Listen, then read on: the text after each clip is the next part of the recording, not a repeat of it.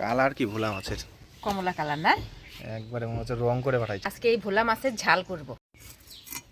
দেখেন মাছটার ভেতরে তেল হয়েছে, কিন্তু মাছটা আজকে মাছের পিসগুলো খাইলে মন ভরে যাবে। মাছটা হলুদ লবণ দিয়ে মাখাই নিলাম। ভোলা মাছের ঝালে ফোড়নে দিয়ে দিব শুকনো লঙ্কা, গোটা জিরা, তেজপাতা। এবারে দিয়ে দিচ্ছি পেঁয়াজ কুচি। পেঁয়াজটা হালকা লাল লাল হয়ে আসছে, এবারে দিয়ে দিব টমেটো। এবারে দিয়ে দিচ্ছি থেতো করা রসুন। এবারে দিয়ে দিব বাটা মশলা, ধনিয়া, জিরা, আদা, লঙ্কা, দিচ্ছি হলুদ, লবণ। সব মশলা পাতি দিয়ে ভাজা ভাজা করে নিলাম। এবার অল্প জল দিয়ে দিব, মশলাটা ভালোভাবে কষানোর জন্য। মশলাটা ভালোভাবে কষিয়ে নিলাম, এবারে জল দিয়ে দিব।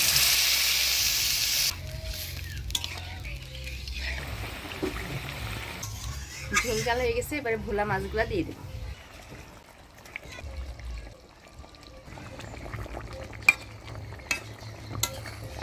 মাছ দিয়ে দিলাম, এবার কয়েকটা কাঁচা লঙ্কা দিয়ে 1 মিনিটের মতো ঢাকা দিয়ে জাল দিয়ে দিব। ভোলা মাছের ঝাল রান্না হয়ে গেছে, এবার ধনিয়া পাতা দিয়ে নামিয়ে দিব।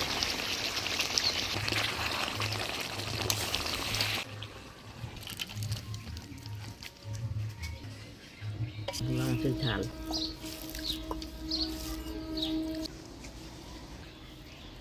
খুব ভালো।